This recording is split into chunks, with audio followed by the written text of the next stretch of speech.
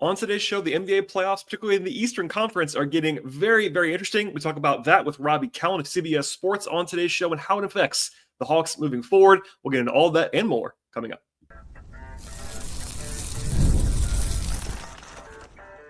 You are Locked On Hawks, your daily Atlanta Hawks podcast. Part of the Locked On Podcast Network. Your team every day. Hello, friends. Welcome to episode 1970 of the Locked On Hawks podcast. I am your host, Rowland, coming to you on a Thursday here in early to mid-May. And today's show is brought to you by the folks at Game Time. Download the Game Time app, create an account, and use promo code LOCKEDONNBA for $20 off your first purchase. Terms apply. I also want to encourage you, as I always do at the top of the show, to make us your first listen each and every day here at Locked On Hawks. Check us out and subscribe to the podcast. You will know if you're watching on YouTube. I normally don't do the intro with the guest, but this is a guest. This is an informal setting, I would say. My former boss, kind of, now someone who left me and now covers other sports, but still covers some basketball too. Robby Kalland is here, CBS Sports. Hello, sir. That was a great intro. That's exactly what happened. I left. I abandoned. I do some other stuff. Still do some NBA. I'm going to be perfectly honest. I don't even know exactly everything I do. Things come across my plate, and I write about them. So that's what we do. Bon vivant of CBS Sports. What's your official title? Like just writer at large? I think it's just writer. Yeah, just out there, right? Golf and basketball and football and horse racing. I'm apparently the horse racing guy. So I mean, that sounds like something you would do. Fun. I can't wait for the Olympics to happen. You'll probably be covering my gosh, like the luge or something at CBS. I'm going to do so much Olympics. It's going to be great. Can't wait. Anyway, our task today, I could do plugs. This is the fourth episode of the week on this feed. We had Glenn Willis on the show earlier this week for a two-parter. That was fun. Lots of Hawks talk. This is going to be semi-Hawks and semi-not. Yeah. Look, the Eastern Conference playoffs have gotten off the rails, and that's what we're going to talk about today. I asked you, I'll play it off and say I asked you just last night. No, it wasn't quite that, but it was already interesting. And then it got real interesting last night when Boston blew another lead, and both series now have the underdog leading 2-0 with 2 road wins, which does not really ever happen. Like that's something that's never happened. Has it never happened? Okay. So there you go. But I've also got a lot of questions during the playoffs about the Hawks and how it talks about the Hawks. And I think you can probably make a non-winking case that maybe the East is kind of open. Not that the Hawks are going to win the East next year, but this might illustrate that it's maybe a little bit flatter than we thought. Because I think everyone coming in was like, it's Boston and Cleveland and everybody else. Yeah. It appears to not be, at least right now. So we'll get into the two series. But what is your takeaway, Ben? Because it's been honestly just utter mayhem the last week or so in the East. Yeah, I mean the Cavs are. It's a lot like what we've seen from the Cavs in the playoffs in recent years. It is a question of handling physicality. It is an issue of getting banged up, and I think I saw Varden said something where he was like, they are about as conservative as it comes when it comes to injury management, and that endears them to players. But then you get in the postseason and everybody's banged up, and it's we've seen it the last couple of years. Jared Allen sitting out, Darius Garland sitting out now with very real injuries, but stuff that some guys might play through, some teams might push guys to play through, and there's not a perfect way to do it. But when you go down 2-0 to the Indiana Pacers, a team that you are supposed to beat, a good basketball team, but a team that you are supposed to be better than. Yep. It raises the questions again of all the same stuff that we've seen of are these guys the group that combined can get this done? And that health and, grit or whatever you want to call it, that all comes into play in that. And so we watched the Cavs kind of run roughshod over the East all year, and then they get in the postseason, and the basketball isn't as pretty. It's not as easy. It's not as, comfortable. I think is a word that I would describe as how they played all regular season. They looked very comfortable. They looked very confident. And as soon as they kind of got knocked off of that a little bit, it seems like a little bit of that panic sets in again. And then they start rushing things, and then they start getting kind of out of their shape. And, I think the biggest thing for me has been defensively. The Pacers have just been able to kind of pick them apart. And that's been Cleveland's calling card this year is obviously they can score and they can put it up in bunches, but they're scoring pretty solidly given the way this postseason has been. Oh yeah. 119, 112 points in the playoffs is pretty good, but you can't give up 120 in both games. Like that's not going to get it done. And credit to the Pacers. I think we all kind of wrote them off. Hollinger's been on about this all postseason, where he's like, they started 11-14 or whatever, and then finished 31-14 or something like that, 31-6, like something crazy to close the year. And like they got off to such a rough start that we were all like, okay, last year was a fluke. Like I think we all just kind of were like, okay, like they took advantage of a Knicks team that wasn't particularly well put together and was a little banged up. They took, this and that. They might just be like a really, really good basketball team. I've been my perception of Pascal Siakam over the last 2 years has changed tremendously. I thought he was fairly overrated in Toronto with the way people talked about him as like one of the very best guys and like a potential like superstar in the league. Make it all NBA and all those things. Yeah. It was like, all right, like the impact just doesn't seem to be there at the level that we're talking about him at. But like he's gone to Indy and he's kind of like scaled back a little bit of what he's been forced to do. And he just kind of does everything that he is great at. And like they've put him in a perfect situation next to Halliburton. Halliburton, another guy that like I kind of used to question some of the talk about him as well. And it's like he's kind of unassailable now, of like a guy who shows up in big moments, who is gonna knock down shots, who the other thing about Halliburton, and we can kind of push this to the other side where we see Boston at, like when Halliburton doesn't have it going, like that dude will get downhill and try to get to the free throw line, get to the rim. Like he doesn't get, it seems like he's not able to be kind of shaken out of, oh man, my shot's not like, I'm just going to kind of like press. Like he doesn't seem to do that in the same way we see Jason Tatum, who when Tatum doesn't have it going, just tries to shoot his way out of it and isn't doing the things that you think a 6'10" guy should be doing. Yeah. And like to Halliburton's credit, he doesn't do that. Like the Pacers, I've been really impressed with the way that they just don't get out of their shape. And like they have been helped in 2 of the worst collapses in NBA history.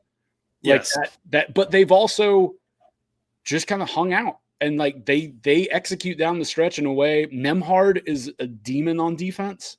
Like I think Nembhard and Bridges have had 2 of maybe the best individual defensive runs that I can recall from a perimeter player in the playoffs, like with the big plays late in games they made. It's been incredible. Like, and so I think for me, it's like, we talk about like what's wrong with the Cavs, what's wrong with the Celtics. It's like, that's absolutely a conversation, but like, I'm really impressed with the Pacers. And then the Knicks just don't die. Like they're just, like they're just, you feel like you've got them put, and both teams, honestly, like you feel like you've got them put away and they just kind of keep doing what they do. You wonder if they have that gear that you need to win a championship, but like if you're going to make mistakes, they're going to capitalize. And that's a hallmark of a good team. Today's show is brought to you by Upwork. Scaling your business requires the right expertise at the right time. With Upwork, you find specialized freelancers in marketing, development, design, and more. Experts ready to take you to the next level for your business. Upwork gives businesses flexibility by connecting them with top freelance talent across multiple industries, including IT, AI, web development, and marketing. Whenever you need extra hands for a project or perhaps just a long-term partner for your work, Upwork makes hiring simple and affordable for you. If you need help with a marketing campaign, they can also connect you with Upwork to a freelance expert who can deliver at incredible results. And Upwork makes it also quick and easy to hire. Posting a job for free is very simple, and within a day, you can actually have multiple qualified candidates to choose from. Instead of hiring for full-time employment, Upwork helps finding affordable, top-tier freelancers and to scale your business efficiently. Visit Upwork.com right now to post your job for free. That is Upwork. That's UPWORK. Upwork.com. That's Upwork.com to connect with top talent and grow your business today. Today's show is brought to you by Game Time, and there's nothing like going to an NBA playoff game. Honestly, the atmosphere is fantastic. Every bucket, every defensive stop, every moment feels absolutely huge. It's electric in the arena, and with Game Time, you can actually be part of it without the stress of last-minute ticket hunting. At Game Time, they make it fast and easy to get playoff tickets, even when the demand is sky high, like it often is. Prices on the app actually go down as tip-off gets closer, and their last-minute deals save up to 60%. That's a lot of savings. I love using Game Time for many reasons. One is those last-minute deals, of course. Save big on last-minute tickets for sports, concerts, comedy, theater, and more. And with seat views before you buy, no surprise fees, and the lowest possible price guaranteed, you can book with total confidence at Game Time. And that price guarantee is massive. I mean, it's never have to worry about overpaying at Game Time. You can take all of the guesswork out of buying tickets right now with the folks at the Game Time app. Download the Game Time app right now, create an account, and use promo code LOCKEDONNBA for $20 off your first purchase. Terms apply. Again, that code is LOCKEDONNBA, LOCKEDONNBA for $20 off your first purchase. Terms apply. Download the Game Time app today. Last minute tickets, lowest price guaranteed. That is probably the theme of the first two games of both of these series is like, that I totally get the national conversation being about the collapses, and I've done the same thing, to be honest with you. Sure. But it does take two teams. The Pacers are maybe, I don't want to say for sure, like uniquely set up to do this, but like they've done it multiple times now against multiple opponents where they just have these miracle comebacks and the pace they play at and all that stuff. It could be, they make you uncomfortable, I would say. And the Knicks, the Knicks Celtics thing is definitely interesting. I want to go back to the Cleveland Indiana series, and then we'll end with Boston and New York. Because I have you, this is right up your alley. Everyone is now making the 2015 Hawks joke with the Cavs, even more so than they already were. That was already a talking point, as you well know. You covered that team with me. We were there. And what I kind of quietly said last night, or maybe two nights ago, also down to that Hawks team getting like very badly hurt and no one remembering it.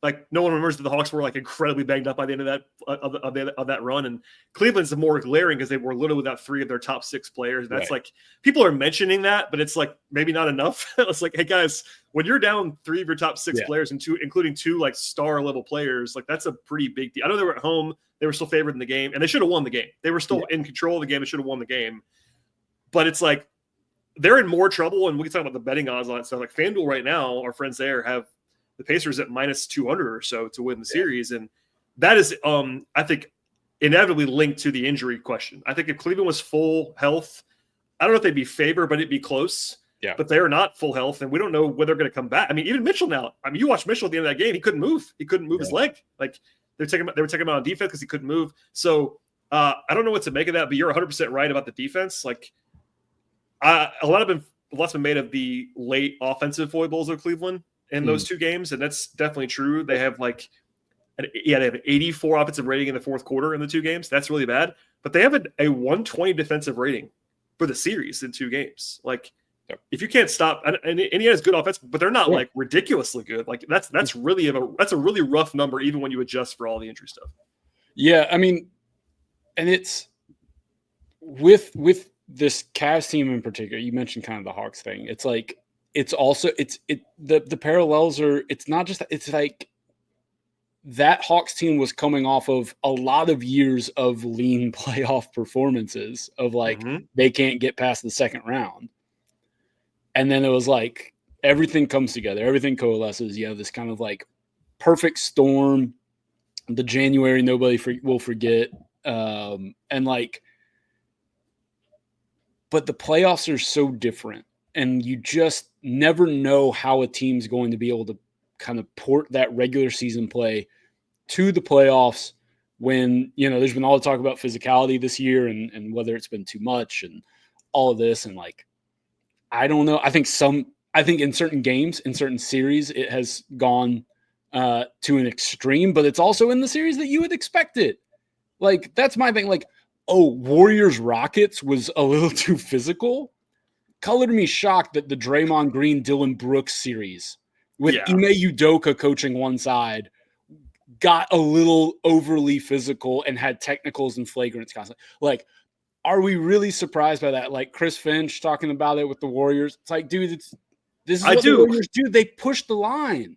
Yeah, I do think like there have been several times where it's gotten to be like, this is a different sport than what we normally watch. And it's always been that way. People kind of forget that. It's always kind of been that way. The playoffs it's always different, but I think it may be a little bit more so now. Yeah. This year, but it has always been that way. And like, there are playoff players.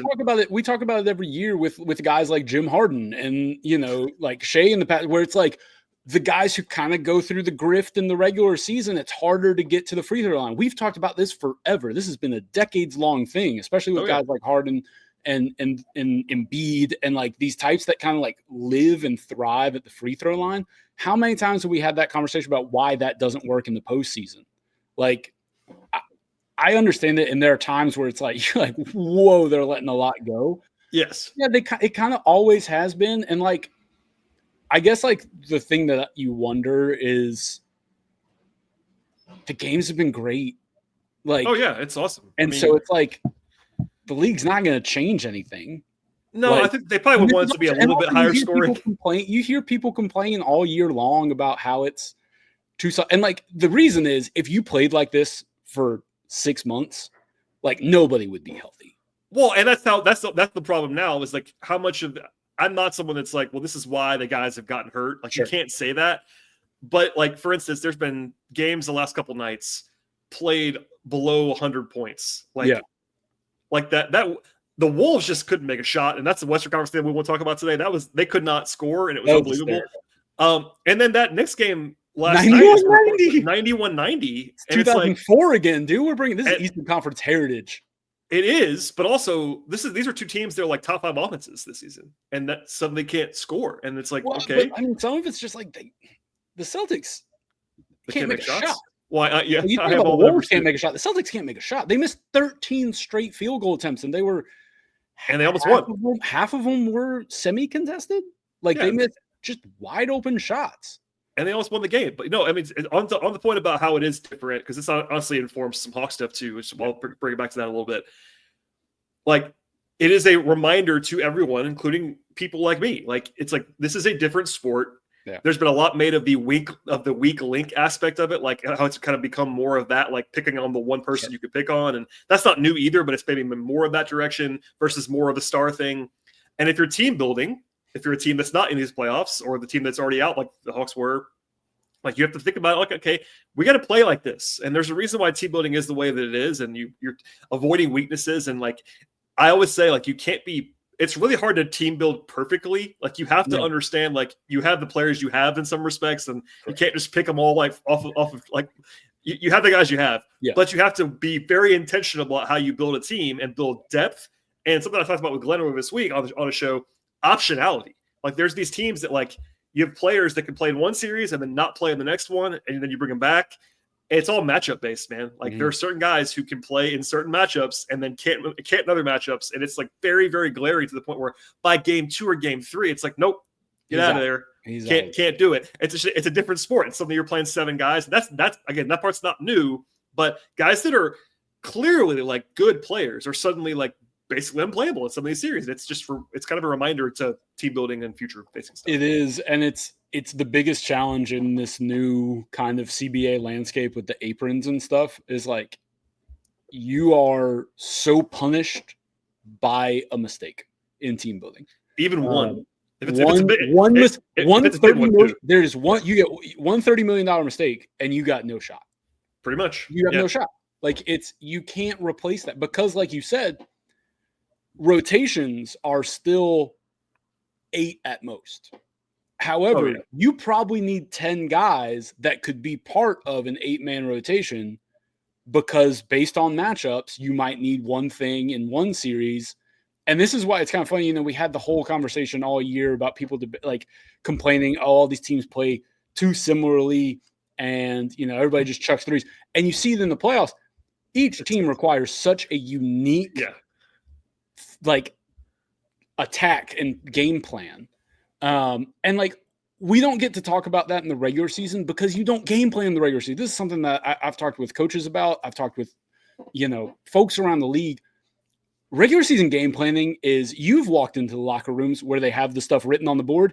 It is hysterical how basic the stuff is. It's like, get back on defense. It has to be. It has to be because you just showed up that morning for this team. You just played one team last night. You play a new team. All teams work about is like, this is why you hear during the regular season, you focus on your system and what you do.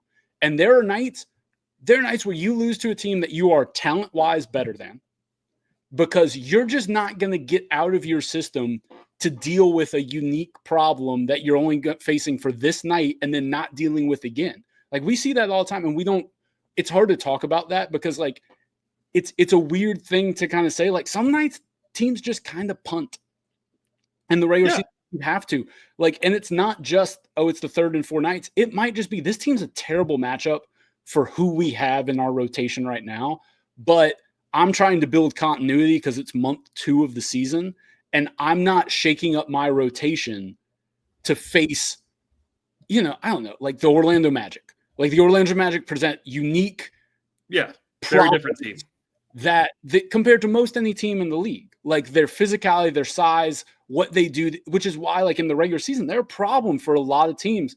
But then you get to the postseason, and then you game plan for it. Then you change your rotations. Then you see all of a sudden a guy that played 25 minutes a night is now getting 10 or out of the rotation, like you said. And it's because in that matchup, he can't play because they're going to pick on him, because the best player on their team is a small forward, and he's usually who you hide on the small forward, whatever. And there's on both ends too. Like, there's also, this is, not every, there's a lot of not one way, but like one way leaning players that like can really function in the regular season on offense or defense. Yeah. Like, we've seen like Isaac Okoro, like, just can't play sometimes. No, you can't have him out there because if you're not guarded at all. Chris Dunn got pulled out of that series in the Clippers series. He just couldn't play anymore. And he's been great all season long. Chris Dunn's been awesome this year. And it's like, no, he just can't play anymore. And offensively, same thing. Yeah. And so I think if you're like a fan of a team, I think the challenge is, if you're a fan of a team that's in the situation like the Hawks, it's like, how do you kind of identify that? I guess that would be my question to you. Is like, how do you identify that in the regular season? And some of it's like stuff that you kind of got to figure out. Like, you look at the Pistons. Like, the Pistons are kind of, I think, the team that is closest to where the Hawks. That is definitely the team I would point to, is like the Hawks were basically at the same level as the Pistons this year when they had Jalen Johnson. Essentially, that was almost the exact same level team.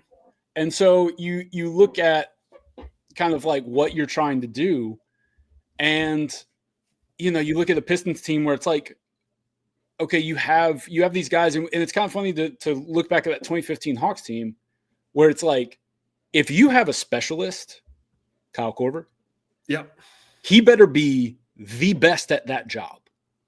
There is no longer room for a specialist who is And Malik Beasley all year for the Pistons was the best 3-point shooter in the league. He was awful in that series. Awful. Couldn't make a shot. And what did it do? Like, they had nothing. They had no way to replace him. Like, what are you going to do? Throw Ron Holland in there? He's not scoring. Like, in team building, you can't even miss on something like that. And like, it's such small margins. So like, when you look at the Hawks, like, if you're looking at what are the positives, like, Trey is good enough offensively and has shown in the past, we've seen it in the postseason, and has shown when the team's been good, that like the effort level on defense goes up to a point where it is not a catastrophe on that end. And when you surround him with the right guys, like, but he's going to get picked on. Like, that's just going to happen. I mean, that's even just watch on the Trey front. Yeah, you watch Jalen Brunson. Like, they're going after Jalen Brunson all the time.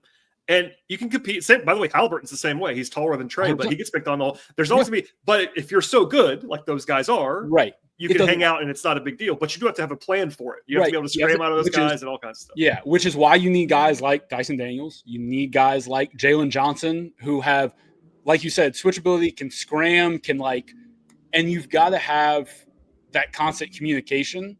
And you can't have another weak link out there. That's the biggest thing. That's the thing. Yep. And that is the challenge for the Hawks. They cannot build this team. They can't have another offensive specialist. They cannot have a shooter who is just a shooter. And so when you look at how to build this team, that's where your margins thin out when your star is a star like Trey. Like, you look at the Knicks. The Knicks built their team around Brunson, where pretty much everybody is a defensive stalwart aside from Cat. But the challenge, and that's going to be a challenge for them going forward. Like, And there are times where they throw Mitch in. It's like, and so they're trying to find the balance in all this. Yeah. And so the challenge for the Hawks is like, okay, Dyson has upped his game as an offensive player, but he's going to have to be able to do that in the postseason. Mm-hmm. Jalen's definitely a guy. I firmly believe that. Is Okongwu going to be able to have the offensive impact that you need him to have, the rebounding, the physicality, dealing with that? Kind of where does he fit into the conversation? Is he your starter?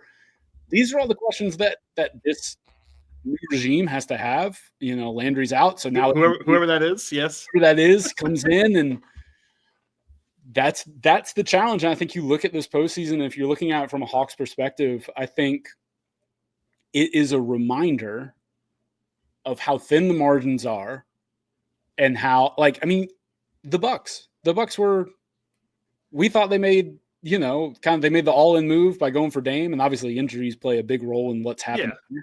But that roster, that roster was kind of garbage. Even if it had, that's the thing about that. Like, speaking of mistakes, those weren't even like the big mistakes. Like, they just didn't. You have to hit on a lot of stuff, man. Like, the Bucks roster is a good example of, like, you could have two, but if you're 4 through 10 are like just not very good, and you have no prospects, like, you can't win. Like, so anyway, one of the things that they hit on that doesn't get talked enough about in that title run, like, Brook Lopez was not supposed to be a defensive guy.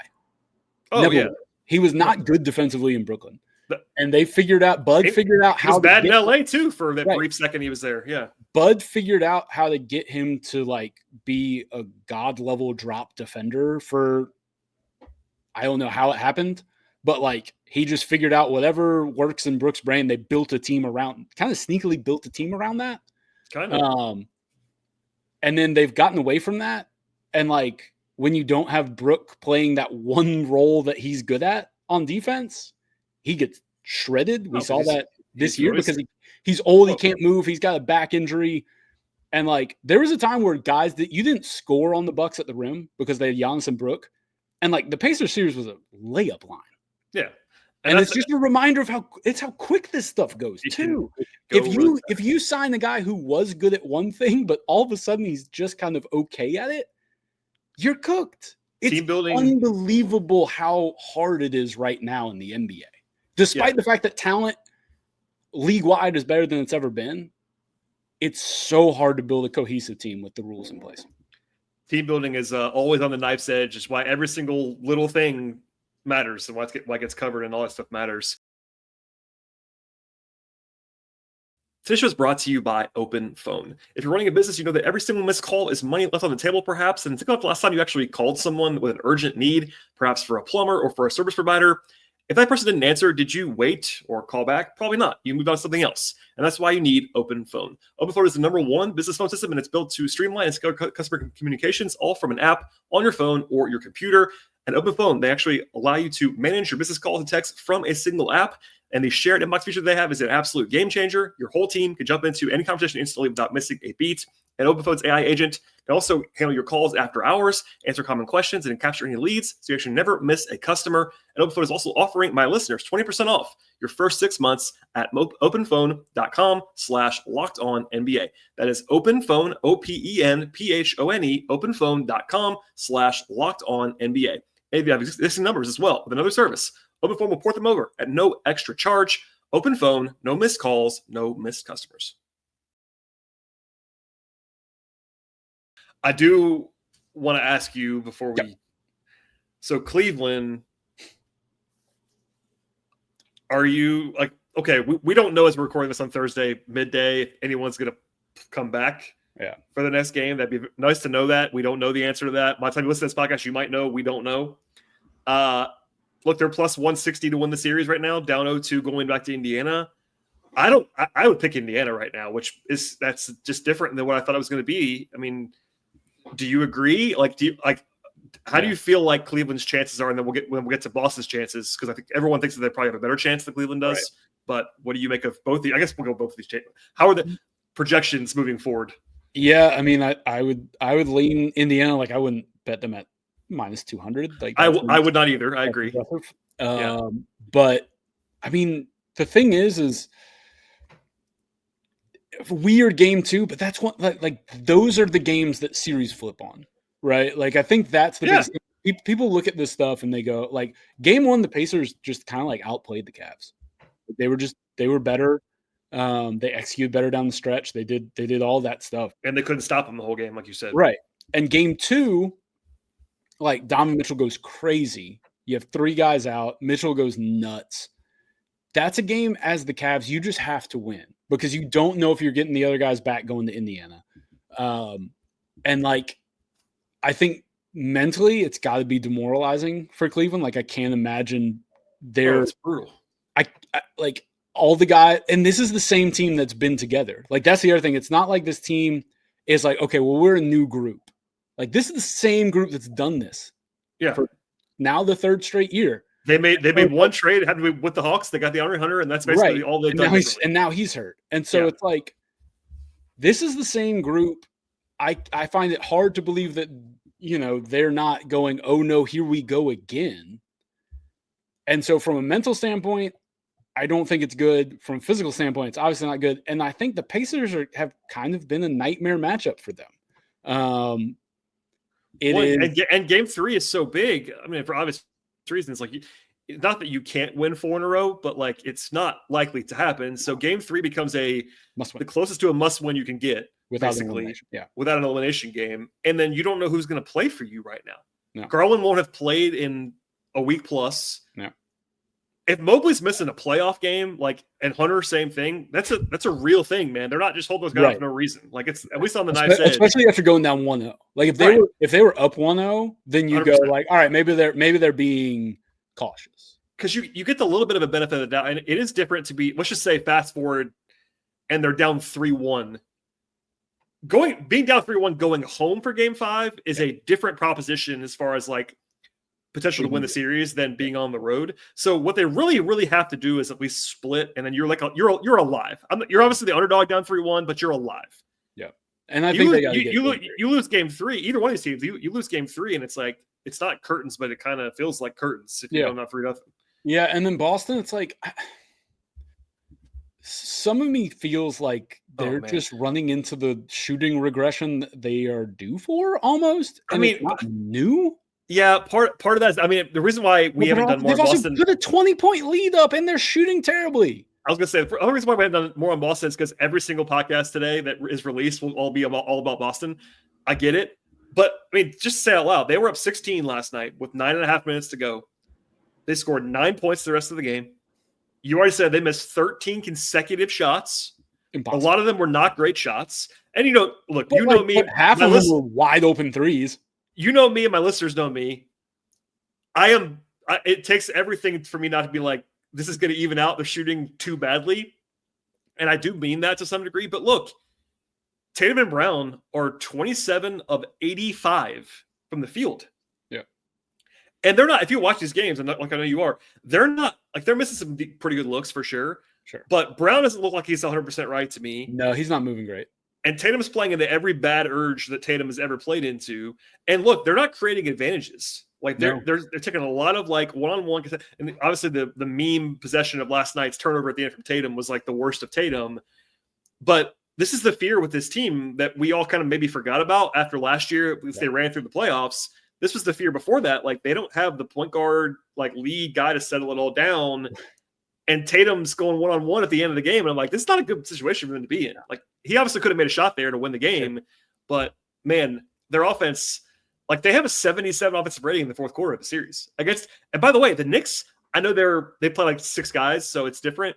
But this is not a great defense. No. Like, they're good defensively with their core guys playing only. Yeah. But you're still playing Brunson and Cat a lot of minutes. Like, this isn't some, like, ridiculous defense they're facing. Yeah, they've been throwing Deuce out there in – I think he was out there instead of Brunson on that last possession. Also, Porzingis is like not able to. It's like weirdly. I feel bad for him because there's something clearly going on physically with Porzingis. We don't know what it is. But he's been sick for 3 months, basically 2 months, whatever it is. Like it might be serious. I don't want to say that. I hope not for his sake. But like he looks awful. He can't move and he can't play minutes. So that's a big thing too. Yeah, it's I think it's like a coin flip right now at the Yeah, books. It's like FanDuel has it. FanDuel has it -110 for New York and -106 for Boston. So basically, exactly 51-49 Knicks. So I genuinely have no idea. Like, this series has been so weird. I mean, I don't. What do you do with 2 20-point comebacks? Because, like I said, I feel like we haven't seen the Knicks play well either. They haven't. That's the thing that's actually worth pointing out. Is like everybody keeps saying, "Oh, well, Boston's going to figure it out." Well, what happens in the game where Cat hits 8 threes? Because that could come at any moment, especially if Porzingis is not able to go. Like, what happens in the game where Cat hits a bunch of 3? If they get a game where Cat and OG just get hot, which they both can, like, they can just steal one too. Like, it's not like they've gotten out. Like, the Celtics have just gotten like 3-point barraged by this. Like, New York has shot better than Boston in the series, but if all I told you 5 days ago was the Knicks are going to have 52% true shooting in the first 2 games of the series, they're done. Maybe they steal one some weird way. Them being up 2-0 with 52% true shooting is insane. But Boston is at 46% true shooting, which is why they've taken the 2 games. So you're right. I think that's the thing for me is, like, we all talk about, like, oh, Boston's going to figure it out. It's like the Knicks are winning these games playing smoke and mirrors basketball too. Like, neither team is playing well. Both defenses are kind of built to frustrate the other. But the question is, if Porzingis is going to be this or just can't go, it's opens up some opportunity. You and I love Al. You and I love Al desperately. Yeah. Al can't play 40 minutes. Like, he can't physically do it. So, like, and so then you're dipping into Cornette minutes, who, like, Luke Cornette's pretty solid, but again, that's a guy that you can at least, that is a weakness to attack somewhere. We just talked about all this, like, whether it's pulling him out on the perimeter if he has to guard Cat, like, good luck. Like, you're either going to give a bunch of space on the pick and pop, or you're going to give up a lot of the rim protection because he doesn't close ground quite as quick as Porzingis can. Because Porzingis is 7'3" and an alien. Well, they're also going to MSG, which is going to be a ridiculous atmosphere. We all know that. The only counterpoint there is, I looked this up today. Boston is the only playoff team in the league this year, top 8 in either conference, that was better on the road than at home this year. Yeah. What does that mean? I have no idea, but it's just worth saying out loud. Yeah. But look, and the Pistons won 2 in MSG. Right. It's gonna sound funny coming from me, but because I'm not like alpha dog, I'm not. That's not what I do. But I mean, look, if this is another 1-point game, I know the person I trust the most to score in a 1-possession game at the end of the series, and he's on the Knicks. That's correct. So I'm not saying that's the whole series, and that's not my brand, but I do think that matters if it's close.